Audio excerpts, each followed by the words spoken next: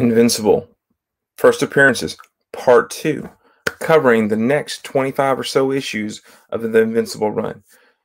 Hope you like it. If you don't, check the thumbs down. If you do, thumbs up.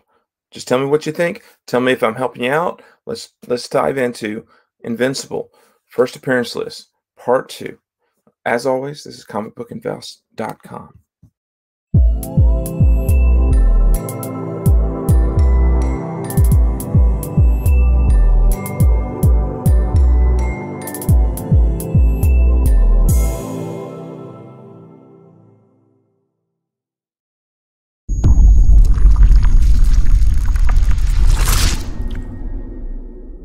So let's jump into this. Mixing up the color a little bit. Jumping in. I'm actually going to go back to a couple of slides from before, just to talk about them a little bit. First slide, and someone tried to. Family Secrets 3 came out December 4th, 2002. Tech Jacket 1 came out November 20th, 2002. G.I. Joe 12 came out November 27th. Savage Dragon 102 came out December 4th. Masters of the Universe came out December 11th. There you got the dates. Guys, one of the things you will find out, all of these are listed. Comic-Con has Savage Dragon coming out back in August. CGC has it coming back out in August. I went to Mike's Amazing Newsstand, and he has the actual date. Now, I did a little research, and Savage Dragon was supposed to come out back in August. It was solicited to come out back in August. But something got delayed, and everything got pushed back a little bit. And at 102, so from whatever thing I can see, it came out December 4th. So that makes it the third appearance, the same time that Noble Causes Family Secrets 3 came out. So right now, the preview is one of those weird things where some people like it, some people don't. And I talked about that before. So I just wanted to give you dates that these books came out. This slide will be on the website. And then also print runs. So you can see that the most desirable book to get is Tech Jacket 1. It is first appearance preview and the smallest print run, 10,799. If you can track one of these down, this would be the book to have. G.I. Joe, 60,000 copies. Savage Dragon, 13,000 copies. Masters of the Universe, everyone and their mother has one of these. Now, there are several variants for this one. So the gold foil being one of the rarest. I think there's a museum edition as well. But there's Invincible. So let's go on to where I want to pick up. I'm going to go back to issue 25. This is where I left off. This is where I ended. And I want to come back to 25 because I started reading this stuff because I was just using Key Collector app, and I realized he is just going off of what people said or going off some list, and he's not accurate on everything. Now, it doesn't mean he doesn't give you all the information. He's accurate to a degree on what he has, but he doesn't have everything. As we're becoming bigger Invincible collectors, maybe we should have a better list. So I'm started added to this. So the Invincible 25, I already talked about Science Dog and Octobos and Mantis, the alien race. I picked up reading from this issue, and I've read the next 50 issues. Skimmed some of them, but I read through them looking for new characters and sort of following along the story. And in the origin story of Duplicate, you get to find out that she has a brother named Multiple. So, and he appears later on in issue, I think 46 or 47. So that's just sort of a piece of information. His first appearance is in the origin story. So a lot of times picking up these issues that have origin stories give you characters that might show up later on in Invincible stories. So then next issue we have here is 26. This is the first full appearance of Kid Omni-Man or Omni-Boy. He goes by a couple of different names here. This is Invincible's brother. You find out that Omni-Man's been living on this planet with this mantis-like alien race. And then you also get to see the first appearance of Andressa, who is the mother of Omni-Man or Kid Omni-Boy or Oliver, however you want to call him, right? And this is actually a later picture. He's actually a baby in this book, in the next 4 or 5 books. And it's sort of a messed up story or whatever. And this is an actual panel from the story that you're seeing there. But Omni-Man's changed his ways. And then in the next few issues, you get to introduce some other characters. You get the first appearance of Omnipus, a cosmic predator. Freaking looks like a messed up Skeletor. I love it. It's a great bad guy. Then you get the first appearance, and this is issue 29, the first appearance of General Craig, named the Invincibles. He's the one who said, you know what, Invincible, you're now the Viltrumite agent of Earth. He gave him sort of that right. They captured Omni-Man on Mantis' homeworld in these next 2 or 3, the 3 issues before this. I can't say it. The Viltrumites show up, and they beat Omni-Man up and they beat Invincible up and they take Omni-Man away to prison. And Greg turns around and says, "Hey, Invincible, you're now in charge. You're the agent of Earth." So that happens in this issue, and this is the first place you see General Greg. You see a couple other Viltrumites, but I don't think they're as important. You don't actually ever get their names. In fact, you don't get his name in this issue, but you get his name later on. Next issue is issue 32. This is the first appearance of Shapeshift. He technically appeared before. He was a Martian who came down and impersonated Russ Livingston, who was the alien that had the parasites on him from an earlier issue. I think it was issue 18 or 19, something like that. But this alien is impersonating him, gets him fired, gets him in all sorts of trouble. So he decides to take his shape-shifting ability and he becomes a superhero. And he actually ends up joining the Teen Brigade or the Guardians of the Globe, whatever the team is that they are at this time. Issue 33, you get cameo appearances of a bunch of it's sort of a crossover issue. Topher's brought this issue up as being sort of one to pick up. If you know Marvel Team Up 14, where Invincible ends up with Spider-Man, and this issue is the Invincible side of it, where he's getting pushed through multiple dimensions, and one of them he runs into Batman. You can see his wrist right there. Another one he ends up in a Mad Max universe, Walking Dead universe is a zombie one. And then, of course, he's Spider-Man. And all you see is Spider-Man's hand on this book.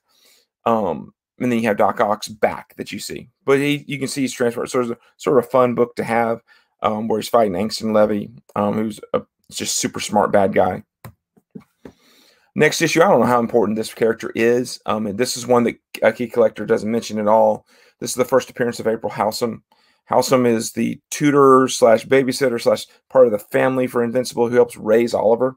Because the insect mantis race or whatever, they live the lives of insects. So they live really quickly and they die. But Oliver's going to keep living. So Andressa asks Invincible to take Oliver back with him. And so Invincible's mom has to Debbie has to raise Oliver.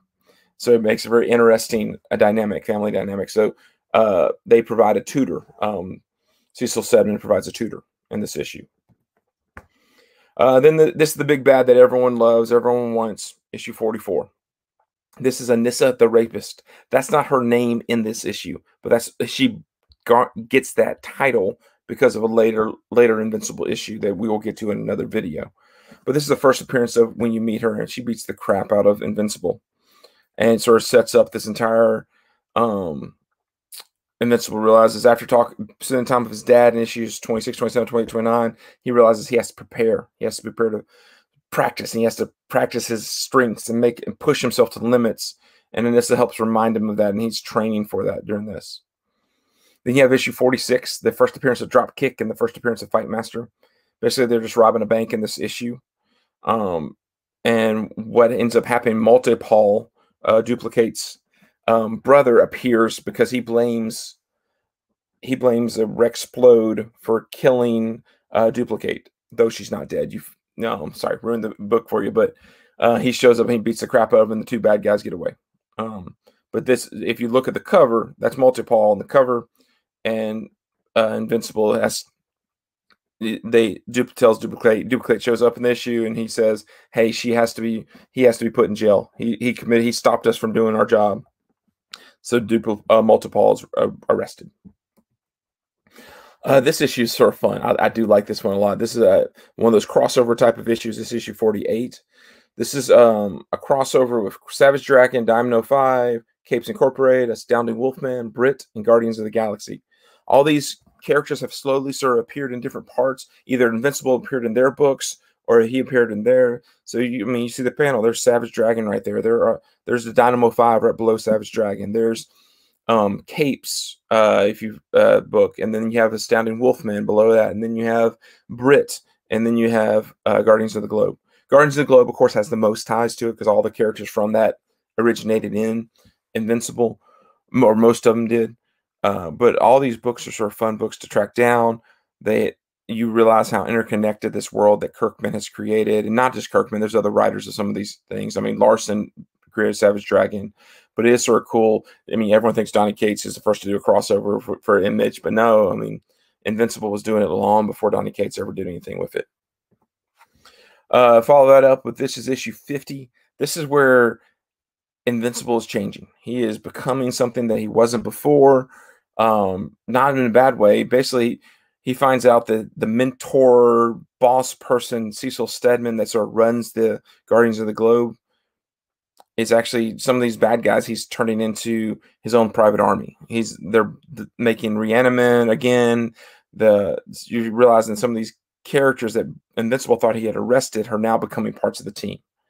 And he has it out with Cecil Stedman, and he's set up to be a bad guy. That's what you see on the cover. It's a great cover. He's punched him, and then you see the second print behind it, the black and white, which is really hard to find. It's a hard to find book. But this book also has connecting covers. What you see here is you see Invincible 50, Brit 7, and Astounding Wolfman 5. All three of them together make a connecting cover. It's a great connecting cover. This is a hard to find connecting cover. If you can track these down, I'm sure, I mean, if you bought them when they came out, that's different, but these are hard to find. I tried looking them up on eBay, and here and there you'd find them, but you're talking hard to find as in paying 50, 60, 70 bucks, depending on the book. And some of them aren't. I don't think I saw an Astounding Wolfman. Maybe I did. I can't remember. One of these was a lot harder to find than others. Now, I found Brit 7, the regular cover, 2 or 3 different times, but I've never seen this connecting cover. So if you go to Topher's article, he has all these books that have appearances of Invincible. So this is the type of thing to sort of look out for, especially if you're just looking at an interconnected world, because some of these characters might start appearing inside of Invincibles or cartoons. And then finally, I'm going to finish up with these are 4 books on the same slide. Actually, sorry, 2 books. This is 51 and 52.